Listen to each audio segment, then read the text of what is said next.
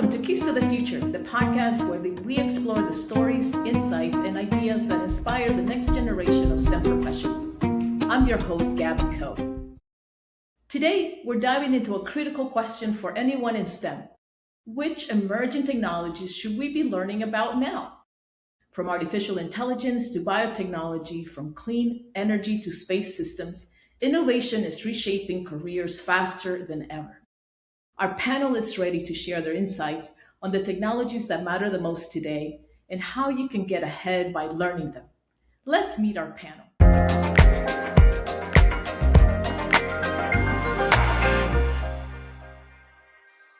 Joining us today are Steve DiRose. He's an accomplished engineering leader and innovator with over 30 years of experience in software and systems engineering across commercial and defense industries. He has led digital transformation initiatives applying high performance computing, blockchain, model based systems engineering, and artificial intelligence to deliver mission critical solutions for some of our nation's most complex challenges.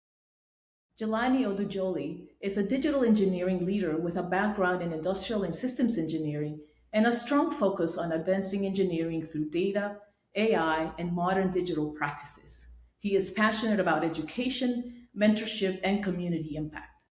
Welcome, both of you, to the podcast, and I'm excited to have you share your perspectives and insights on this topic with the Keys to the Future community. Hi, Gabby. Hi, Jahlani. Great to be here. Hello. Thanks for the warm welcome. I appreciate that. That was quite an introduction. So to get us started, let's go around. I guess you both can tell me what's one emerging technology that excites you the most right now. What pops into your head? I don't know if you guys have heard of a company called Neuralink. Neuralink is one of Elon Musk's companies, and they are doing brain implants. And they have something like 20 patients right now that have like various challenges. Like some of them are paralyzed, some of them have ALS. And it's amazing what this technology is able to do. It's actually helping them control with their mind computers, so they can do things like use a speech interface, control a computer, control robotics, and things like that. They've even been able to help restore vision in some of their patients. So that's really exciting. And the company's starting to kind of move on to the full-scale manufacturing phase. And it's truly remarkable what that's going to be able to do, not only for the people who are challenged with disabilities, but that doesn't even touch things like augmenting your capabilities, memory recall, access to information instantly, improving your senses and things like that. So I think that's going to be amazing. And I'm amazed that so few people are actually talking about it. I would say artificial intelligence beyond a buzzword. Looking at how the AI backbone is seeping into every aspect of human life and how that relates to data and the cloud. We look at companies like Meta, Netflix, Airbnb, companies like that have huge amounts of data that are able to operate on that data. What does privacy, security look like? Everybody has a cell phone. Shifting that data in order to protect this user base, I think, is an emerging technology that I'm looking out for, and I'm definitely excited to see what the future will hold. Yeah, you both brought a couple of technologies. I mean, a Neuralink, I have heard a little bit about it, but I think that's amazing. Imagine all the impact that can be made by technology such as that, right? To help so many people that are potentially suffering and having some disabilities that can help make their world better, make their life better. And also, you mentioned AI is sipping into the backbone of what we do every day, right? A lot of what we do is, without us realizing it, is powered by AI. Just something as simple as shopping, right? Or just asking questions to how do I get to a place? Or what should I eat for dinner tonight, right? Or how do I make a specific meal? Something as simple as that. We don't realize it, but technology really is driving how we are communicating, how we play, how we do our jobs, right? So all of that. So now I'm really curious. Why do you think it's going to matter in the near future? Those specific technologies that you mentioned. In terms of AI, you hear it everywhere. New AI startups are launching basically every day. It's a situation where we need to get in front of it and figure out how to use it in the most ethical and manageable way, or it'll be the other way around. So I think beyond the buzzword, it's going to be important just because it has so many eyes, so much visibility, and it's everywhere. So as for Neuralink and their brain implants, I mean, think about it. No, you have a greatly diminished sense, or you have no sense, and this can restore that sense. I can't imagine the level of impact that would have on people's lives. Um, and then beyond that, to create hypersenses, just the ability to amplify what you can do. Say we see in the visual, like the visible light for us, right? Imagine if we can start seeing in different spectrums, thanks to these. That's Yeah. just one example of how your senses can be altered with some of these technologies. I think over the course of the next decade, things are going to be fundamentally transformed in terms of our physical, mental, and sensory capabilities. Right. And I think, you both, again, right, and neurotechnologies and things like that, affecting lives, literally lives, right? And probably extending lives because of that, extending our capability to do different things. So that's amazing. But let's dig a little bit deeper. If a student or early career professional asked you, what technology should I be learning today? What would you tell them? Personally, I would say the old adage was graduate from high school, go to college for 4 years, pick a major at 18 to 19 years old, somewhere in that area. Maybe you have some student loan debt, maybe you don't. I think that students should strongly consider learning a trade, specifically electronics. We have these large data centers that are being built all over the country, and they need people to help build them. And a lot of times, some of the youth, they don't possess the skills in order to be able to build these data centers. So I think there's a lot of employment opportunities there. And if you can pick up a trade where you have hands-on capability and involvement in these huge data centers, I think it'll be huge. Jelani, it's really interesting that you gave that answer there. You mentioned electronics. I, right now, am learning electronics myself, learning how to create a circuit, the various components, whether they be resistors or capacitors or some sort of integrated circuits or whatever. And I just kind of chuckle when you mentioned that. I'm like, yeah, that's I'm kind of teaching myself that right now. Now, that isn't a cutting edge technology necessarily, right? I mean, there may be some cutting edge aspects of it, but traditionally it's not. And I think the importance here is to do something not because it's necessarily a buzzword, not necessarily because it's hot. 2 years from now, that thing may not be hot anymore. You really, in my opinion, you should be pursuing things that genuinely interest you. And I love the idea of trades, of pursuing that. So many people enjoy those sorts of things. I may be an engineer during the day, but I enjoy physical activities like carpentry and whatnot on my own personal time. So yeah, pursuing trades where you're using your hands and doing that sort of thing, I think that's terrific advice.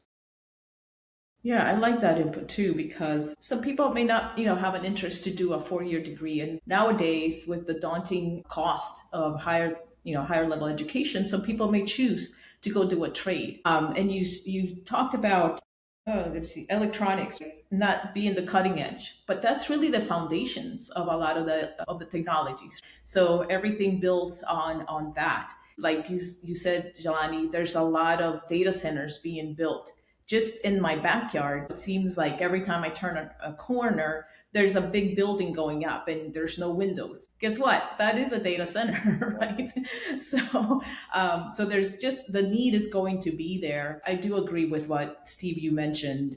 Go with what interests you because that will open up paths and opportunities that you probably didn't think of initially. And so if you follow what interests you, you may find a path and opportunities that you didn't plan on or think about. And also along the way, meet people that are going down similar paths or similar journeys. And then you can exchange ideas and build upon what you're learning as well. But I'm really curious, which emerging technologies do you believe, and we've been talking about it, do you believe will have the biggest career impact in the next 5 to 10 years? Jelani mentioned it before. He was talking about AI. It's hard to imagine something that's going to more fundamentally change as broad of a range of professions as AI.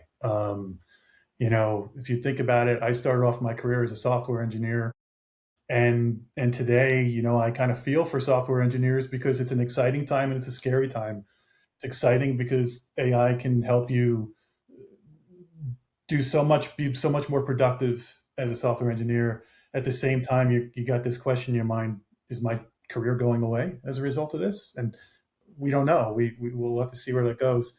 My son's my oldest son just graduated with a marketing degree, and the marketing field is being greatly influenced by AI now. And I don't know what his future is going to be. My younger son is becoming a pilot, and I mean, unmanned aircraft and AI driven aircraft and whatnot clearly are the future.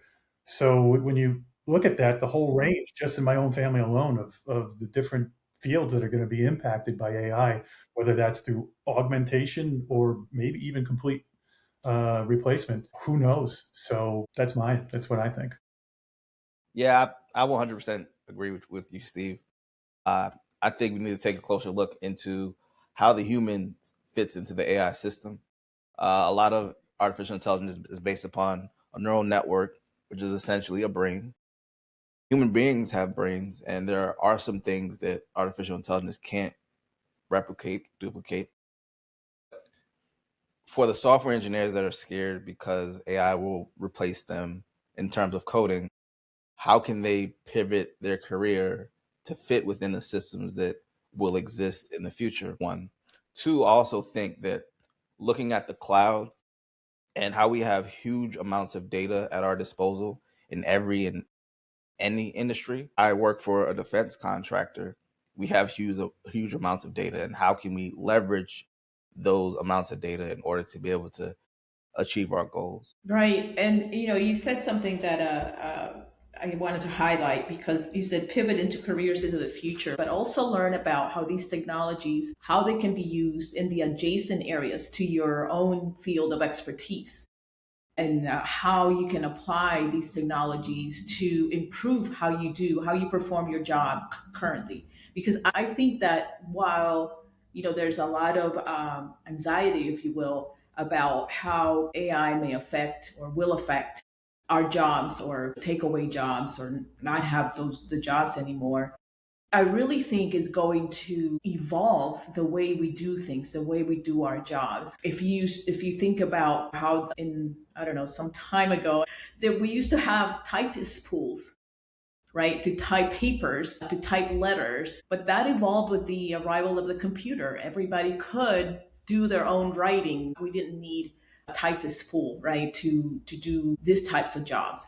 But I think about that, how that evolved into something different. So I think about the evolution rather than like maybe the negative aspect of how my job is going away. And the other thing that I wanted to highlight is, well, so you did say change the way we work. Well, so I think it's already changing the way we work and play, as I mentioned earlier. And but pivoting, finding a way to learn about the technologies, potentially pivoting into other fields or other adjacent areas to your own. Maybe from a software engineer or systems engineering, you can apply it to another industry and so on. So thinking of how we can evolve in the way we apply our knowledge, what we learn in college and the academics, but more the practicality of how we apply the technologies to improve the way we do things in our own fields. What do you guys think? No, I 100% agree. We definitely have to look at current state and how that correlates with future state. And we have to be extremely agile in taking stock of where we are currently. So I 100% agree with everything you said, Kevin. Yeah, yeah. I don't know about you, but I my degree was computer science, and as a programmer, that's how I started off. And what I've done over the course of my career, a small part of that was programming, and it's been a whole bunch of other things. And basically, what's happened is, as opportunities have presented themselves, I've positioned myself to take advantage of that opportunity and apply whatever technology there was to at the time to make that happen. I think it's important not to kind of hang all your hopes on one particular thing, right? You will be very rare for you to start your career and end your career doing the same.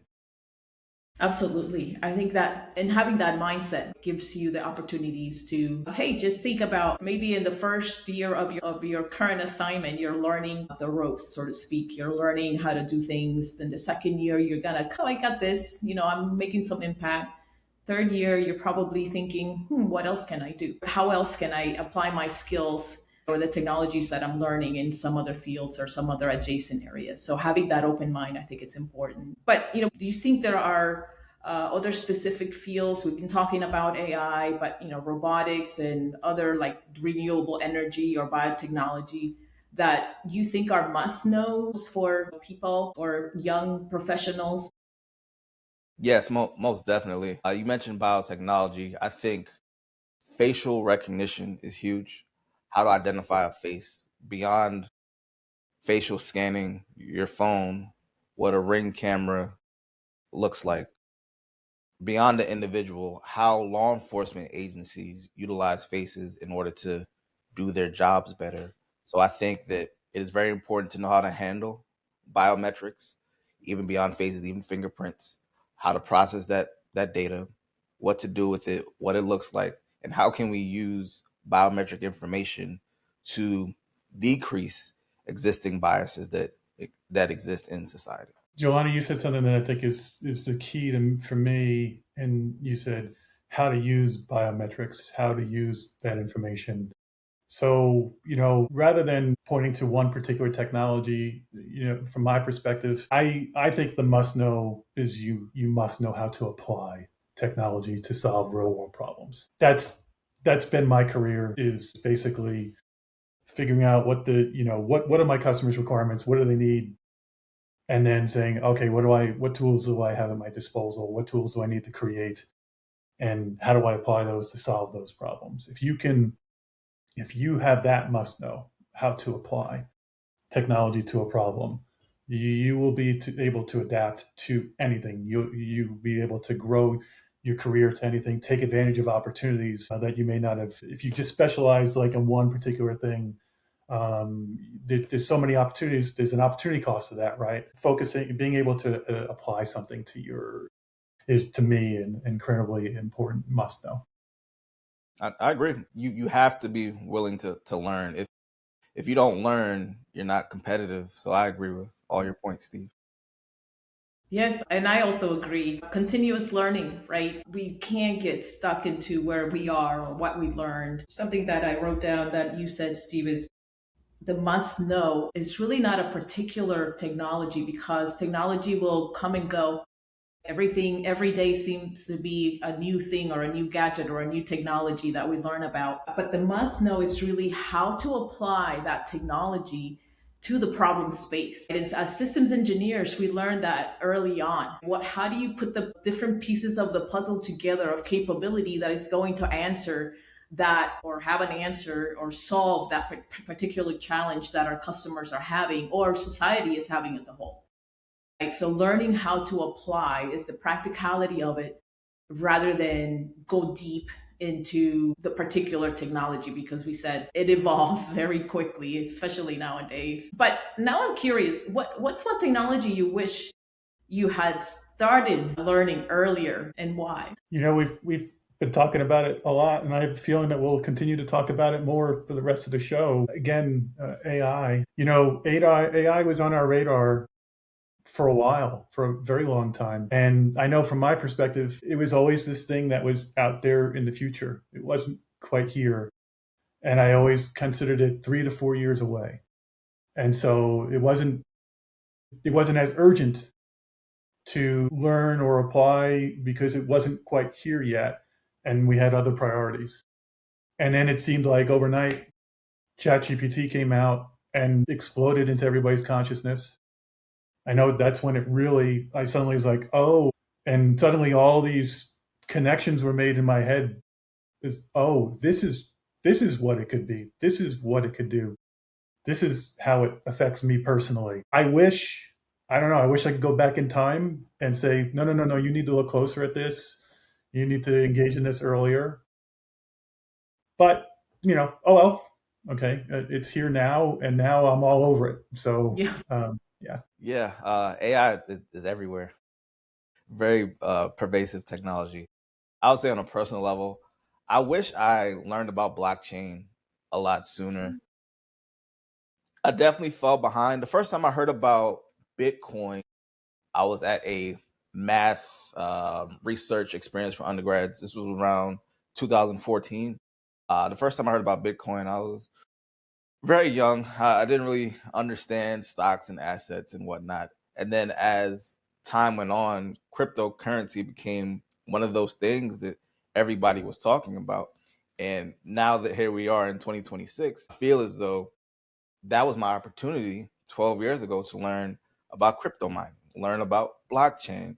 What does it mean? What does a currency, what does a destabilized currency really mean? And how does that affect my personal life? And how can I use it to fortify my financial portfolio? So personally, blockchain is it for me. I definitely kind of missed the boat, in my opinion. So, what makes that technology accessible or difficult to learn? In your case, what made blockchain, difficult to learn or maybe not accessible or maybe not on your radar? It was new. There wasn't much research on it. It was a very, very non-traditional idea. At that time in my life, I was in an undergraduate program. I was in a math program, so I was learning about theories and very, very old established principles. So I think the novelty of blockchain kind of is what left me behind. I think that's what it was. Jelani, you brought up blockchain, and it was almost synonymous with cryptocurrency as you were talking about, right? And a lot of people associate blockchain with cryptocurrency, and there's a lot of negative connotations as well with cryptocurrency, right? And so there's some extent, Gabby, you talk about what makes it difficult, what makes it hard to access. I think that there's a lot of that kind of negative aspect to it that has prevented people from looking at it, preventing people from adopting it, and that sort of thing. The reality is, blockchain can be applied to so many different things out there. I've been involved in a research and development project where we were looking at how can we apply blockchain to various activities in our lives. I kind of look back now. Remember, we were talking about earlier, what's the hot new technology? Right. I think blockchain to some extent has been one of those technologies that has maybe not delivered as much as it could have. It was extremely hot, let's say 5-6 years ago, and it hasn't grown. It hasn't been used on in many things as I had hoped to see it used on. And so that's why, again, we go back to the ability to adopt and maybe not necessarily jump on the latest and greatest technology. Is you never know what's going to happen, no matter how promising the technology, no matter how applicable it is, it could be something else. I remember you doing that research. So, would you say it has fizzled down? I don't know. I don't know about fizzled, but I would say it has not lived up to its potential. And I think still folks are hyper focused on the Bitcoin aspect of it, and you don't hear of too many applications outside of it. And there was one time we were looking at dozens and dozens of applications. And maybe that's because I'm not actively researching it now and I'm not engaged in the field. Maybe I could be completely wrong here, right? Right. But I can tell you it doesn't seem to be impacting my daily life the way I had expected it to, right? Right. Right. The way something like AI is these days. Right. And that's a good point that you both brought up. How does it impact our personal life? And I think that's when we may say, "Oh, excuse me, let me pay attention," right? When it starts to affect our personal lives and also our work. I think that's when most people may start paying attention. But I think at a personal level, I would maybe suggest that you read up on it at least and be aware of what's going on in general, so that you can make informed decisions either about your own how it may be affecting your personal life or what you want to learn about and discover more about or go more in depth about it. So what do you think that is it better to be a generalist across many technologies or go deep into one? That's a tough one. It's kind of like a gamble. If if you are a technical master at one thing and you choose the wrong technology, that's not really going to do you much good. But right now, if you were a technical master at AI, you'd be doing very well for yourself. I think that you give yourself the best chance in terms of casting a wide net. If you Mm, have at least an understanding of multiple different things, you're able to pivot when it's time to pivot. If mm, If you're really good at circuitry and that's all that you know, and you don't really understand how circuits have evolved, and nobody really leans on you as that subject matter expert for circuits anymore, you're probably gonna have to learn something else. So I would say being able to adapt to multiple things as opposed to just being good at one thing will probably serve you the best overall. I'm with Jahlani. I will say I really admire people who are masters at their craft, who really understand a topic extremely well. I work with them all the time. And as a generalist, I depend upon them. I really depend upon them to make the solutions that I'm coming up with using various technologies. It's the experts that make those solutions a reality. They're able to span the gap, to fill in all the blanks that I didn't know that I missed, answer my questions, tell me where no, that's not possible, or hey, what did you think about this? I truly admire and need those specialists.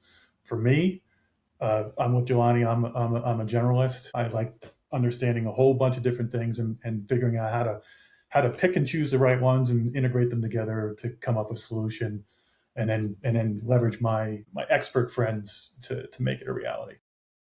Yeah, I absolutely agree with that because some people like to go deep and really learn even the smallest detail.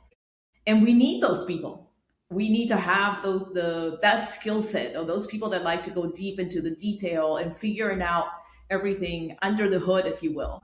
But we also need people like, and I'm gonna say us because I consider myself a generalist as well, that are looking at maybe perhaps that we're looking at the bigger picture and how we can bring things together to make a whole to solve a potential problem or challenge in society or for our customers. Both sides are needed. And if you're a person that is really into the detail and you perhaps are learning about a particular technology, go deep on it. But I would say try and also evolve with it. Evolve with that technology or the set of technologies that are of interest to you. But knowing what to learn is one thing, and figuring out how to learn it is another. Where should students or professionals go to start learning about these technologies? Any resources come to mind? It's kind of funny, frankly, and we're going to go back to this again. These days, I will spend an entire day chatting with AI on a topic, an entire day, like weekends. I will spend talking about a particular topic.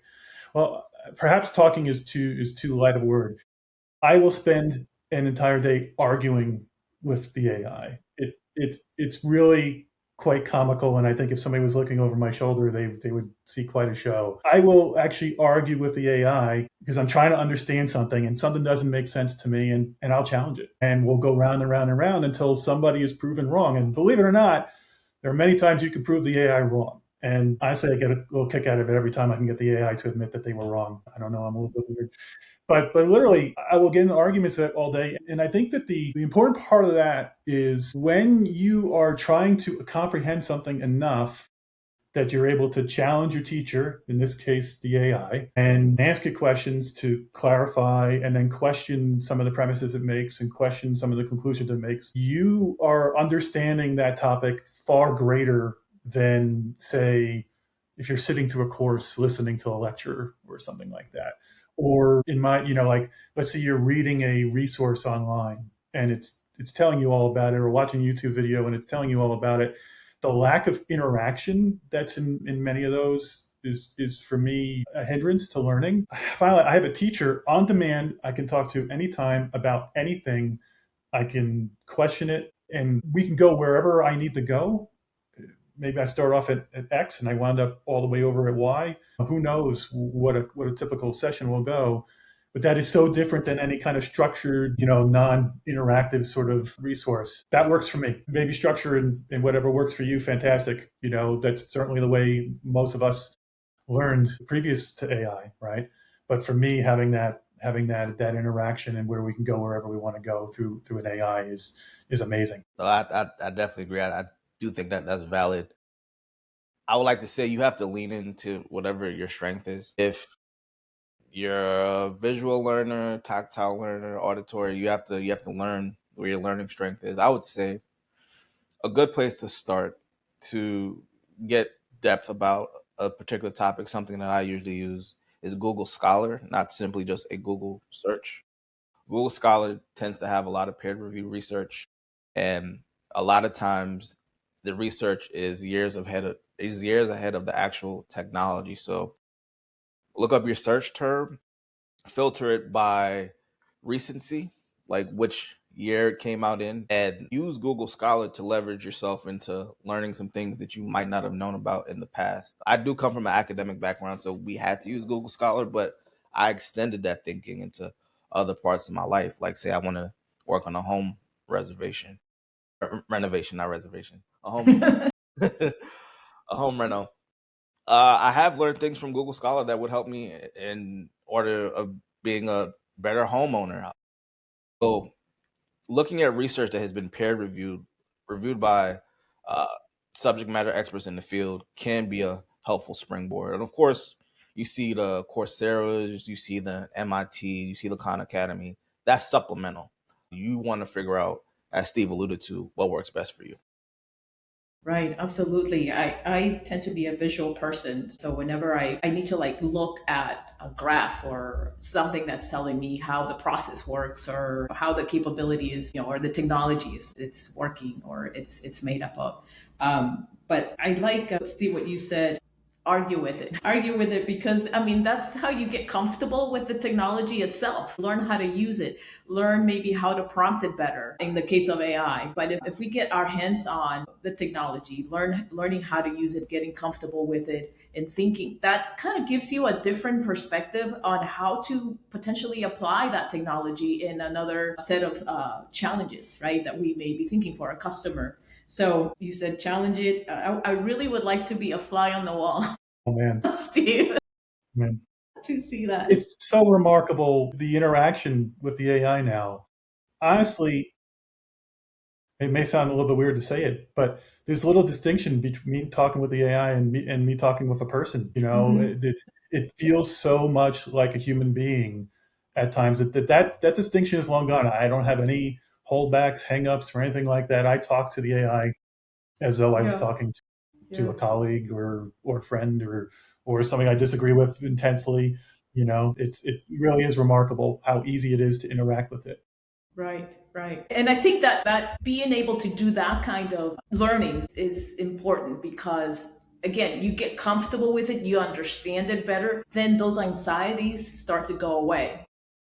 Oh my gosh, is it going to take my job away or is it going to, Mm-hmm. do something? As you learn it, you start getting comfortable with it and you start thinking about, well, I can extend, both of you said you can extend thoughts or additional, perception or additional thoughts. You can extend what you're already thinking about or prompt AI. In this case, again, we're talking about AI. Prompt AI in a different way so that you can get different responses or results. So I really like that. But, technology changes very fast, as we've been talking about. And so let's talk about staying relevant long term. How do you decide if a technology is just hype or here to stay? And I think both of you kind of touched a little bit on it before, but what are your thoughts, overall thoughts on that? How do you stay relevant and decide, is it hype or I really need to like buckle down and learn a little bit more about this technology? I would say, in general, I tend to follow a philosophy: buy the rumor, sell the news. Usually, if something is in a news cycle, it probably is hype. Like that means that something must have happened and it's getting a lot of media coverage. And it's very important to lean into your intuition. If something doesn't really feel like it's going to be here for a long time, lean into that. You might be right. So I would say, if really really smart people are telling you something, you know these people to be really smart, you can lean on that. But if people who are not subject matter experts on a subject are telling you to look out for something, there is a chance they might not know what they're talking about. So it's very important, in my opinion, to consider the source when you're receiving information. That's what I would say. I like that analogy, Jelani, the buy the rumor, sell the news. sort of thing, and talking about hype. There's a company that I came across maybe at least a decade ago, maybe longer, called ThoughtWorks. And they have a service that they issue for free. They're also a consulting company, but the service is called the Technology Radar. And what they do is they track all various technologies. Now, those could be tools or techniques or platforms or languages and whatnot. And I think they have 4 different categories, and they show this graphically as like a radar display. And the closer you get to the center of the radar, the close they lay out all the technologies starting on the periphery, when it's like, hey, this is something you should be aware of, but hold off on doing anything about. And you get a little bit closer, and it's like, okay, you should start assessing this technology. Get a little bit closer. All right, you should start trying it out. And then in the center is adopt. You really should adopt this. And they might take 100+ different technologies and lay them all out on this radar. And I like to use that as a tool to understand, am I in the hype cycle, or am I in the, I should really be trying this out sort of thing. I find that to be an incredibly useful tool. They've been around for a long, long time now. I think it's worthwhile checking out, and it kind of help you get an idea of, well, first of all, you start hearing about technologies you never heard of from the radar. And then if you're hearing something, okay, where on that continuum is it hype, or is it real? And then you can make a decision, as you said, Jelani. Am I somebody who likes to jump on the hype stuff because there's something to be said about being the first to market, the first person to try things out, or am I somebody who's going to be really conservative and I want to use something that's being in the adoption? This will help you, depending, no matter who you are, help you figure out where the technology actually lies. So I heard both of you say, actually, throughout our conversation so far, that adaptability is more important than technical mastery. And I think, that opens up opportunities. And having that open mindset, it's important to continue to discover, learn, take the next step, et cetera, et cetera. So let's wrap up with some rapid fire questions. What advice would you give someone afraid of falling behind? You're going to fall behind. Get used to it. All right. Especially in these days, you fall behind, that's inevitable. The biggest thing that you can do is learn how to change. I 100% agree. I would ask somebody that's afraid, where is this fear coming from? Is it internal? Is it external? Is it your inner voice telling you that you're falling behind? Is it somebody else external to you telling you you're falling behind? Really, again, think about the source and what does it mean to really be behind when it comes to a technology. Maybe you might not be the first adopter, but you could be the best adopter of a technology. Think about the societal pressures that you may receive from outside of yourself and how you fit into that ecosystem, and you might not be as behind as you think. Excellent. Yeah, I agree with both of you. So, what about one book, podcast, or other resource that has been a game changing for you? Personally, it's not necessarily related to technology, but it has given me a springboard to reach into different fields of study. The Earn Your Leisure Network, it is a podcast that has different financial consultants come on and they speak about things to look out for, particularly for underrepresented communities. So I learned a lot about investments to make, assets to look at, how technology can affect investing, and just different sources of information to uh, find out how to be competitive in today's market. And that's Earn Your Leisure podcast. Well, clearly it's the Keys to the Future podcast. That's where we should start first. Absolutely. Thank you. But when I'm not listening to the Keys to the Future podcast, honestly, we've talked. It's interesting how things have evolved. I used to be a voracious reader. I would read all the time. The thing about modern media is the ability to shift between topics is so much faster when you have something like YouTube or AI at your disposal. They talk about all the detrimentals to social media and how you really can't pay attention to one thing for very long before you're off and your attention's grabbed here, your attention's grabbed there. I don't know. I kind of leverage that to my advantage. I spend, the time that I'm not working or doing other things around the house, I'll probably spend half my time on YouTube, frankly, going from video to this video. And if somebody looked at my feed, they'd be like, what is with this guy? He is into so many different things. And then AI really, when I'm like digging deep into a particular topic, that's where I go. So generalists, YouTube stuff, and then digging into a topic, I would say AI. Excellent, excellent. I'm a proud attendee of YouTube University myself. Absolutely. It has all these negatives around it, right? And it can be bad. I mean, once you get into like the shorts feed, Right. you go from short to short to short. It's like, oh, you can feel your brain rotting as you're doing it, right? I got to stop myself. Hey, what are you doing? You're taking life in 30 seconds at a time here. But now, like there's this one channel called Astrum. It's about space exploration and the universe and learning all about that. And then there's a physics channel that I'll go and I'll learn a little bit about physics here. And then I'll go off to a woodworking channel. And then World War II history, and it's just bouncing all over the place. YouTube University is a great way to put it. Again, I think it works well for us generalists, right? It really gives us a broad knowledge of a lot of different things.